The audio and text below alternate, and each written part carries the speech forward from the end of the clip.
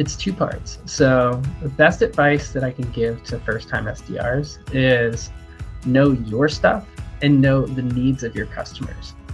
If I think about where most of the problems within writing, selling really come from, it's they don't necessarily understand that alignment between what a customer needs and how you can go solve it.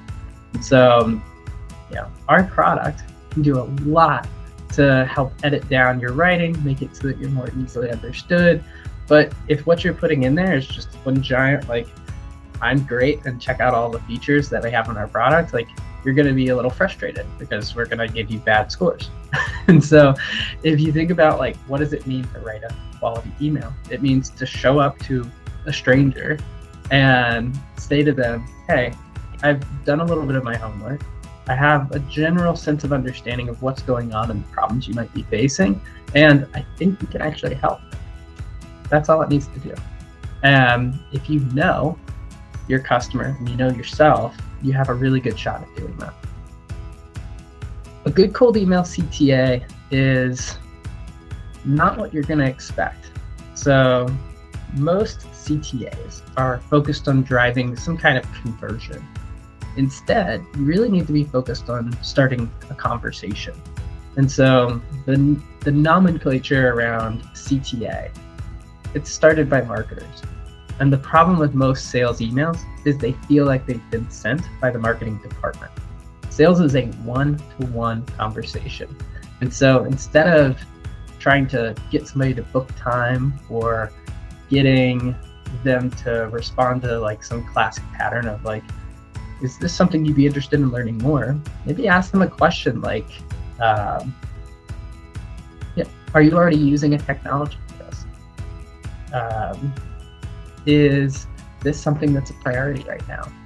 If I could make this easy, would this become a priority for you? Those types of questions are much more engaging. They're not necessarily open-ended, but they're focused on starting a conversation as opposed to moving somebody forward within a sales process. I've got a number of mentors. It's interesting because I pull from several different places when I'm looking to learn.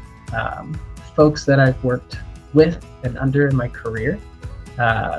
I pull from my own resourcefulness. One of the best places to look, by the way, these days especially, is LinkedIn. There's folks like Nate Nasrallah out there that are pushing the boundaries when I'm thinking about email. There's so much good copywriting advice out there. So to think that there's one particular mentor that I think about, I don't have one in specific, right? I think about it as you build a bench around you, and that's either resources, people that you lean on for certain things, and you dive into that. For me, on the biggest challenge as a sales leader, it's such a RevOps question right now for me. It's not sales reps that I have on my team are fantastic. They're amazing at generating pipeline. The challenges are more around making sure that data is not living in little silos as our team is early on and getting started. I've got the utmost faith and confidence in the folks that sell for us.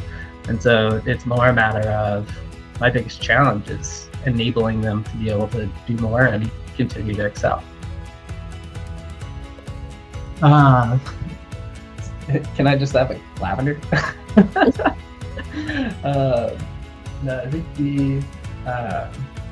think one of the biggest things that I continue to work on with myself is pushing to have tougher conversations. And it's really easy to always want to push towards things are happy-go-lucky.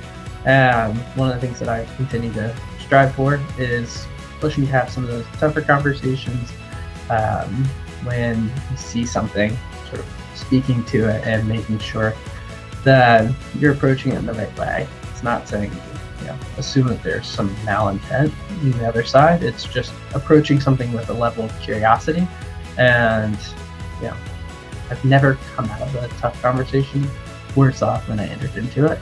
And so always kind of reminding myself that exact thing has been huge as far as continuing to progress as a professional.